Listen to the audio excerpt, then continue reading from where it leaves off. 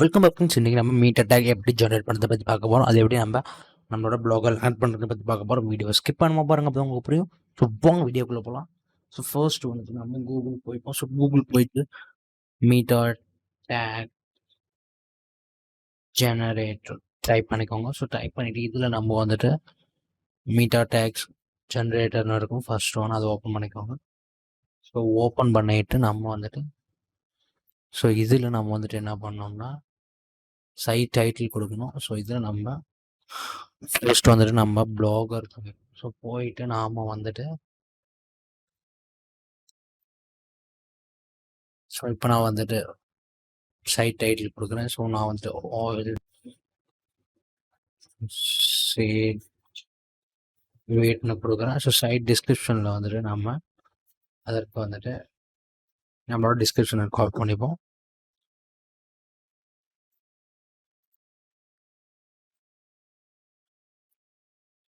நான் அப்படி காப்பி பண்ணி பேஸ்ட் பண்ணிக்கிறேன். ஸோ கீவேர்டு வந்துட்டு நம்ம என்ன பண்ணோம்னா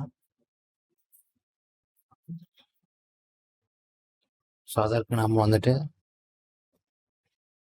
ஸோ இப்போ வந்துட்டு நம்ம வந்துட்டு SEO ஸ்டாக் கீவேர்ட் குள்ள போய்ப்போம். ஸோ போயிட்டு இதில் நான் வந்துட்டு சீட் கீவேர்டு ஆட் பண்ணுறேன். ஸோ இதில் என்னோட பிளாக் ஒன் நீச் பேஸில் ஆட் பண்ண சொன்னோட வந்து food and food recipe so variety recipes add பண்ணிவிட்டு இப்போ வந்துட்டு கண்ட்ரி இந்தியா சூஸ் பண்ணிவிட்டு கொடுக்குறேன். ஸோ கொடுத்துட்டு ஸ்டார்ட் கொடுத்தோன்னா இந்த மாதிரி கீவேர்ட்ஸ் ஜென்ரேட் ஆகும். ஸோ ஜென்ரேட் ஆகிட்டு ஸ்டாப் பண்ணிக்கோங்க. ஸ்டாப் பண்ணிவிட்டு ஒரு 200 கீவேர்ட்ஸ் ஸ்டாப் பண்ணிட்டு plain text வேண்டிருக்கும். ஸோ இதில் நான் வந்துட்டு ஸோ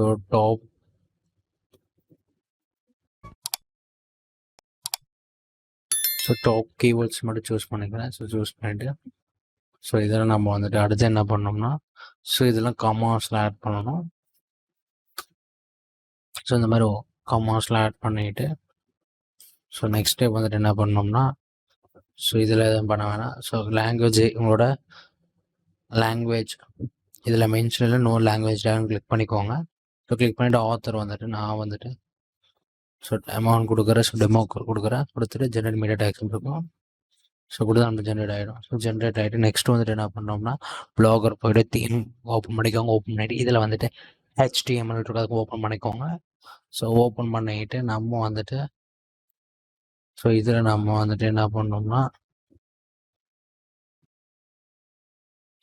நான் ஆல்ரெடி பேஸ்ட் பண்ணி வச்சுருந்தேன். ஸோ இப்போ வந்துட்டு ஹெட்டுன்னு இருக்கும். ஸோ ஃபோர்த் டாப் 10 லைனில் ஹெட்டுன்னு இருக்கும். ஸோ இதில் வந்துட்டு நான் வந்துட்டு நீங்கள் கண்டுபிடிக்கணும்னா நீங்கள் Ctrl+F அழுத்திட்டு சர்ச்னு விசிபிள் ஆகும். ஸோ விசிபிள் ஆகிட்டு இதில் வந்துட்டு ஹெட்டுன்னு டைப் பண்ணிங்கன்னா உங்களுக்கு ஈஸியாக ஃபைன் பண்ணிக்கலாம். ஸோ ஃபைன் அதற்கு கீழே நீங்கள் டிஸ்கிரிப்ஷனில் போடணும். ஸோ போட்டு நெக்ஸ்ட் ஸ்டெப் வந்துட்டு என்னென்னா ஸோ நாம் வந்துட்டு ஸோ இப்போ நம்ம இந்த ஃபர்ஸ்ட் இதில் வந்து நீங்கள் லாஸ்ட்டில் போயிட்டுக்கோங்க. போயிட்டு ஸ்லாஷ் ஆட் பண்ணிக்கோங்க.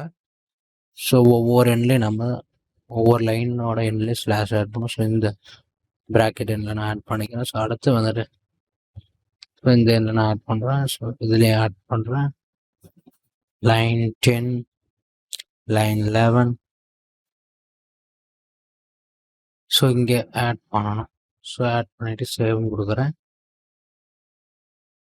ஸோ அப்டேட் சக்ஸஸ்ஃபுல் வந்துடுச்சு. ஸோ இதுதான் மெத்தட்.